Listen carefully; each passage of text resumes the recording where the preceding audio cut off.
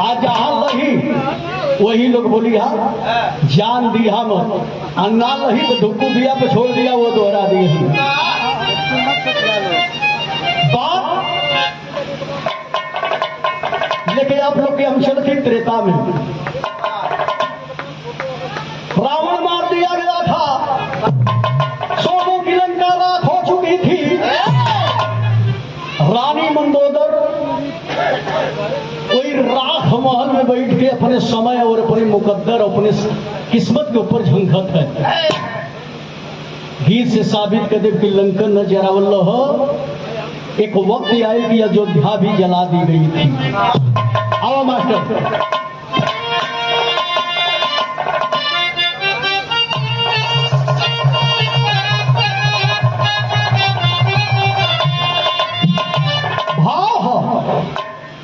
अरे रनवा में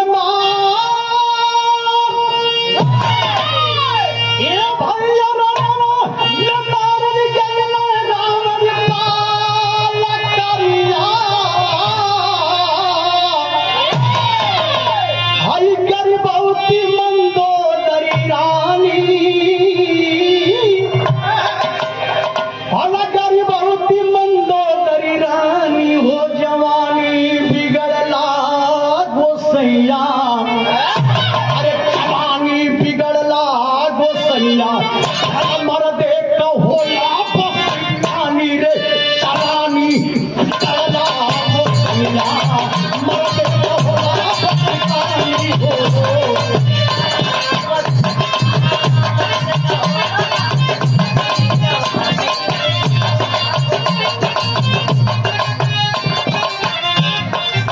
ना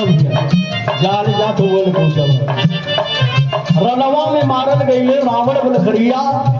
अगर भौती मंदोदर रानी जवानी बिगड़ला गोसैया मरदे को होला बस पानी जवानी बिगड़ला गोसैया। बतौली की रानी मंदोदर के तन में एक बच्चा पल रहा है, बच्चा है या बच्ची है ये भविष्य की गर्व की बात है, लेकिन 9 महीना भी तले परिचय तो भयल का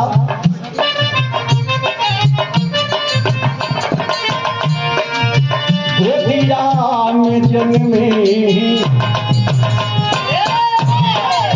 गोदिया में जन्मे मकरंद बालकारी गोदिया में जन्मे मकरंद बालकारी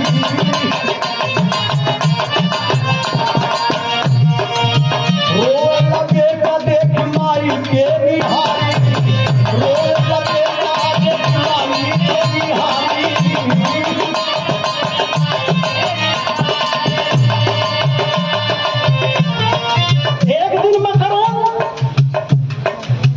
भागल आए खेलत रह लड़कन के साथ उन्होंने लड़का ताना मार दे कलर यार इतना बड़ा अगर बलशाली बने थे तोरे बाप को पता ना दौड़ गया मतारी के सामने छछो धार रोवल गए कलम माई सबकर बाबू हो हमार बाबू कहाँ गए ओ हो करे जब कि चीर दे सुबतिए डांट करके मकरंद अपनी माँ से एक बात कह रहा है, क्या कह रहा है पूछे लगे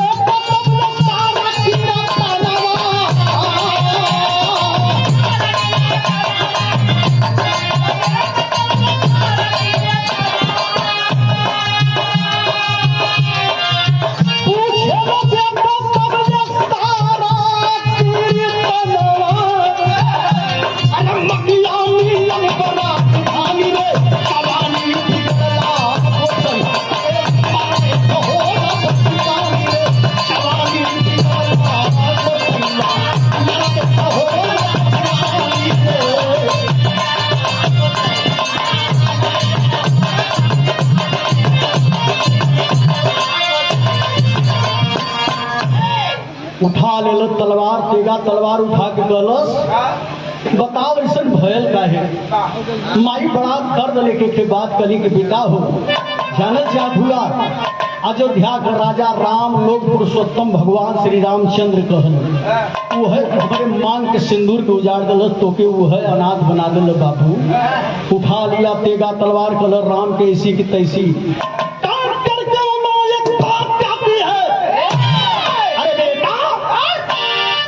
राम अनुसार मुरई नहीं खन अगर अगर तुम्हें राम से लड़ाई लड़ना है, तुम्हारे पिता भी बाबा भोलेनाथ के पुजारी थे, तुम भी जा भक्ति कर, अर्चना कर, वंदना कर, साधना कर मुन्ना। भगवान अगर प्रकट हो जाएंगे तो उनसे वरदान मांग लेना और जा करके तब जा करके राम से लड़ाई लड़ना।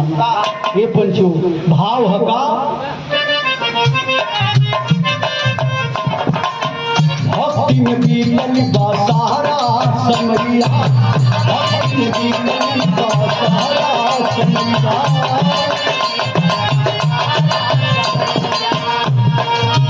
ये वरदान बोला होई कोई भावैया,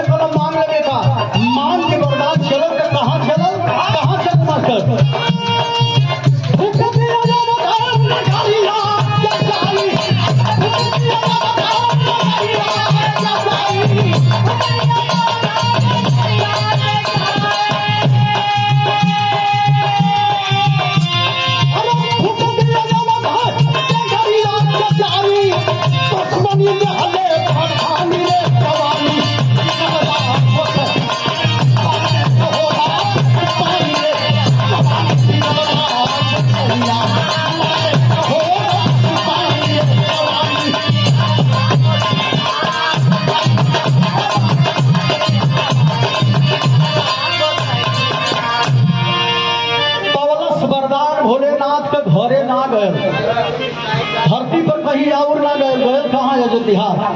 जाके मेन गेट हो जाके ललकार दिया, अरे राम है अगर तेरे कलेजे में दम है, अगर तेरे धमनियों में दम है, अगर तेरे बाजुओं में दम,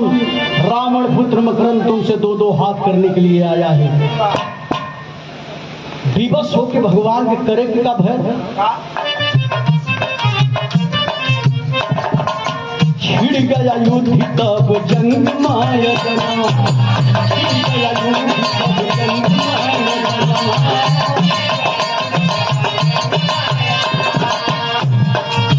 पार न पाय राम करी के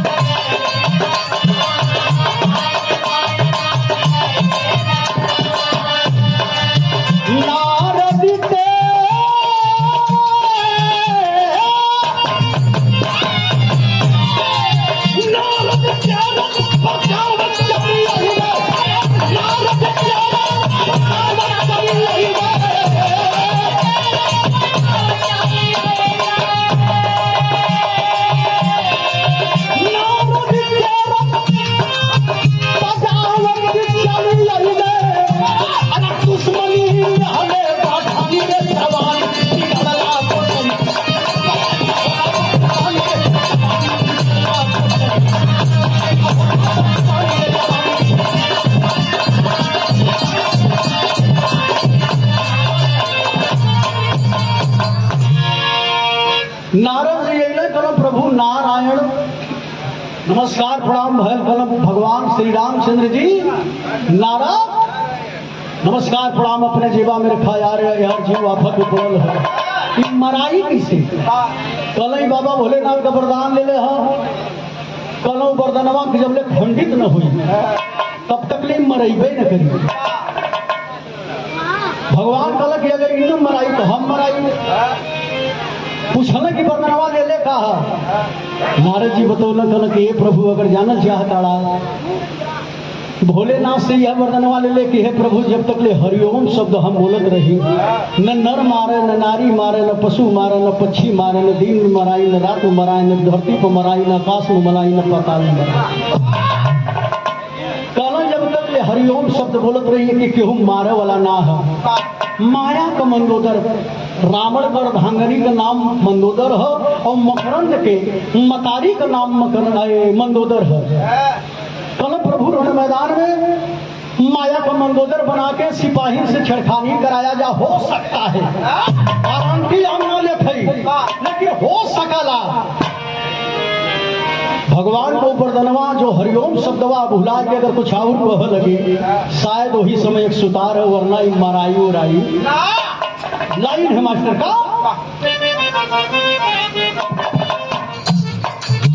हरिओम भूल कर देने लगा गाली हो,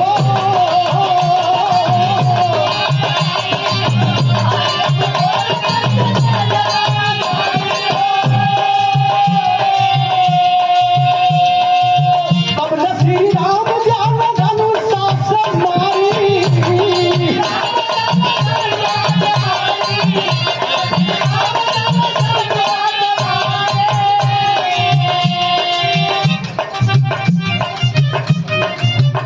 ना उठी उठी